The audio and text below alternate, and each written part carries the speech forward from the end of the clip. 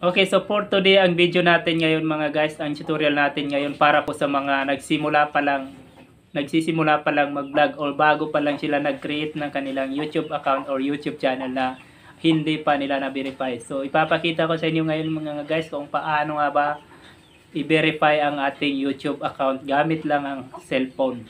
So alam naman natin kasi mga guys na kapag hindi pa natin na-verify yung YouTube account natin ay hindi tayo pwedeng makapag-upload ng video or makalagay ng thumbnail.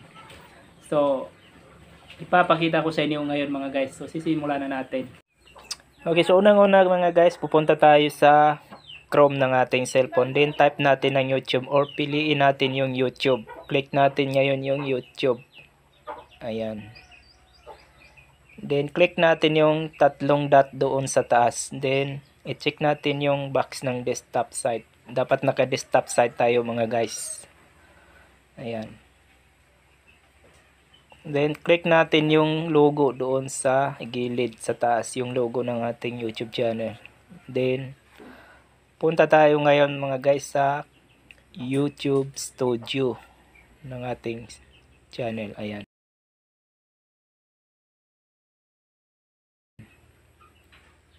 So ngayon nandito na tayo sa dashboard ng ating YouTube channel mga guys. So punta lang tayo sa baba mga guys. Titingin lang tayo sa may pinakababa. Kung may nakikita kayong settings mga guys dito sa baba, pindutin nyo lang yan.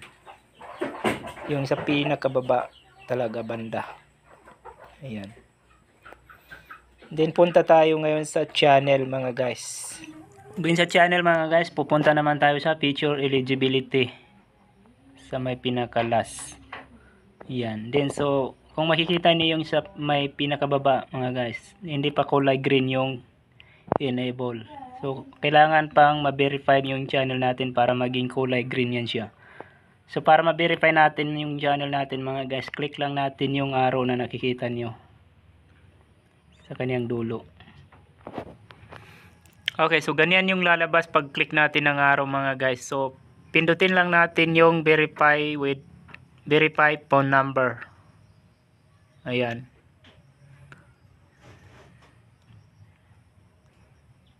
So, hintayin lang natin mga guys. Okay, ayan. So, may dalawang option dito mga guys kung paano ma-verify, via call or via text. So, piliin natin yung text me a verification code. Then ilalagay natin yung number natin mga guys na kung saan doon ipapadala sa atin ni Google yung verification code. Dapat active ang number na ilalagay natin dito para matanggap natin yung code. Then click natin yung submit. Ayan. Then lagay natin dito yung code na pinadala sa atin ni Google. Ayan. So yun na yung code dumating na. Ilalagay natin mga guys. So, ilagay natin yung code na pinadala ni Google doon sa ating number. Yan. 83 87 11. Ayan. Then click natin ulit yung submit mga guys. Para ma-submit natin. Ayan. Okay, ayan. Congratulations. Your YouTube account is now verified. Ibig sabihin, verified na ngayon yung ating YouTube account mga guys. Then ang susunod natin gawin mga guys is click natin yung box na mayroong number 2 dyan sa taas. Ayan. Then alisin natin itong pages na ito. Ayan. Then click natin itong natira. Ayan. So dito na tayo sa ating YouTube channel or dashboard ng ating channel mga guys. So punta ulit tayo doon sa settings sa baba.